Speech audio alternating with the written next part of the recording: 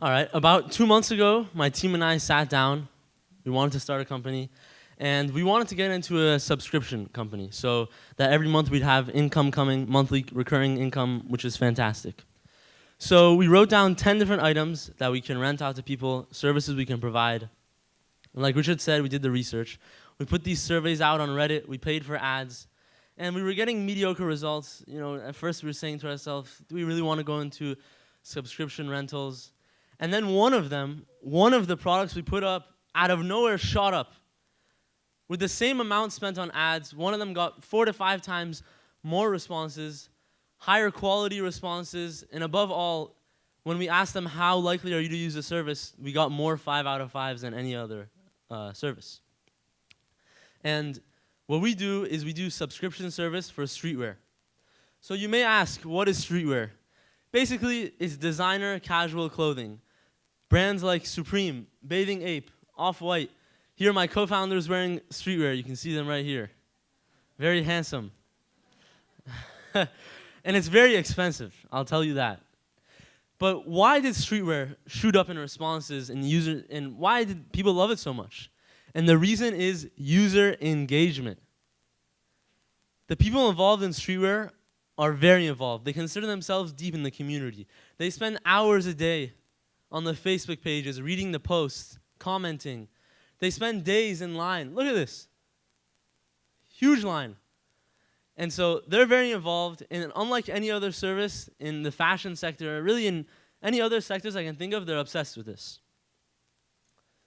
And here's the market in Los Angeles. There are 100,000 enthusiasts, 20,000 members on Facebook. There's, on these streetwear pages, there are, around 100 posts a day, hundreds of comments. And then there are over 300 shops in Los Angeles that sell streetwear. Really, Los Angeles and New York are the hub of streetwear in the United States. But the problem with it, like I said earlier, is it's super damn expensive, very expensive. That shirt Peter's wearing is $200. It's not even that nice, $200. Jake, I think it's around $150. Very expensive, okay? And so you can't afford to get a bunch of different pieces. That leaves you tired of your old apparel. You're stuck with the same clothes because they're so expensive.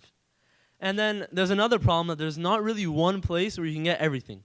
So you don't have a lot of variety because of the price and the market limitations.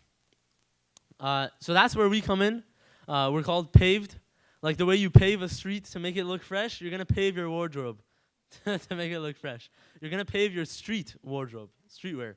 So we are a subscription service that allows users to sign up for a low monthly fee. You pick your favorite item, we send it to you, and when you get tired of it, you can replace it. Here's how it works.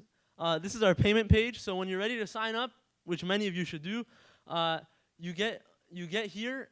You pick your pack. Right now, it's around $40 a month. You're getting items worth around $300. Sorry, they're not wearing $300 items. They can't afford it. But they're going to use our service. Yeah, you get it like this. You choose your item. We send it to you. You look good. You take pictures. You show it to your friends. You get a girlfriend. And then when you're tired of it, you say you want to switch it out, and you're good. All right. Here's our competition. They fall in 2 main categories. The first is the regular clothing, like clothing like this. They rent it out to you. And the problem with this is that regular clothing doesn't have super high user engagement. So people are not obsessing over like $30 pieces of shirts. But with streetwear, they do obsess over it.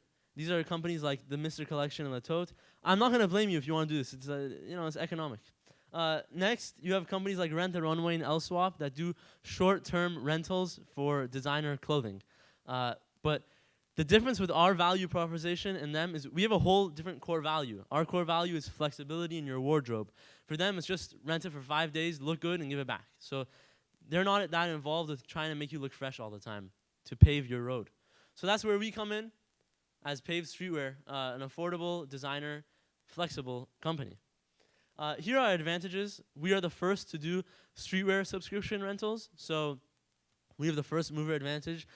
That means that as we expand our customer base, that means we're also expanding our catalog faster than anyone.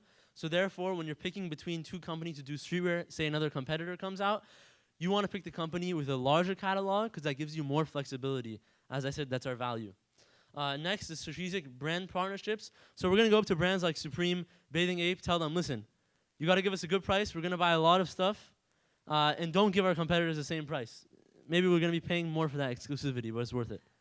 And then for loyalty programs, we're going to have people who are using our service for many, many months, and therefore we're going to give them discounts in the future so that they kind of feel locked into our contract because they have their discount and they leave. And if they leave with us, they're going to lose their discount. So here's what people are saying about it. I'm getting very good user feedback from Facebook. I'm posting on all these pages. Comments are good. Also, our customers are saying good things. I had this one guy. They're very appreciative to be part of the trials. They think it's a great idea. His name is Jeremy. He's in New York. Here's this guy who does marketing. His name is Alex, and he's in charge of a $136,000 Instagram page. I'll tell you about it later. And he's down to get started. He wants to get us some referrals, so that's good. And then we also have a fashion executive who said, I'm connected everywhere in fashion. This idea is very brilliant. I would like to invest, and I'll be in California soon. As a matter of fact, this guy, Alex, he has a friend who's very loaded. And he says he wants to invest. His friend wants to invest. He told him about this. So we're going to give them some good results, and they're going to put our money into us. So here are some of the connections we made. The first is Fair Rose LA. This is going to launch in November. They're the first magazine for streetwear in Los Angeles. So that's going to address a huge market. People are going to be really into it. And I posted on Facebook, and this guy contacted me. We had a meeting with him. What he's doing is really amazing right now. He's been involved for a long time. Then Supreme Accessories Only, the admin of this contacted me. He wants to get referrals, 5,000 members, and these people are really deep. So you're going to get high user engagement with these referrals. It's not like posting somewhere random. You're targeting the right people. And then you have Team Backpack. This was Alex. You can see they have a lot of followers. They have over 1 million followers on Facebook, so they're doing really well. And then also this morning, I couldn't include it in the presentation. This morning, I had another Facebook group contact me, say, hey, we want to make some money off of referrals. They had 8,000 members. So we're getting our marketing channels right. This is how we're going to get a lot of people in. So that's good. Our timeline, right now, we're in website development phase. So we want to get around 20 customers. The goal here is to make the customer-centric product. So we were asking our customers for their feedback, what they like, what they don't like, what they want added onto it, so we can make the right product to address the right market. From then on, we're going to go to alpha testing. We want around 60 users. The goal here is to nail down marketing channels, brand partnerships, and then most importantly is our warehousing, shipping, and cleaning procedures to get that nailed down. And then beta testing, we're going to do that in November, and we want to get 200 users by then, so then we can really nail it down. The goal there is to get customer acquisition cost, and once we have that number, we can get investments and tell them, how much money are you making on your investment. And with 200 users paying $70 a month, that's $168,000 annual revenue run rate. So here's where we are right now with our timeline. We've been at it since Sunday. Actually working on this since Sunday. We have 13 customers with 22 pieces of clothing, and our annual revenue run rate will be 12,000 once we get this up to 20. We're around like halfway there, so that's about $1,000 a month recurring income.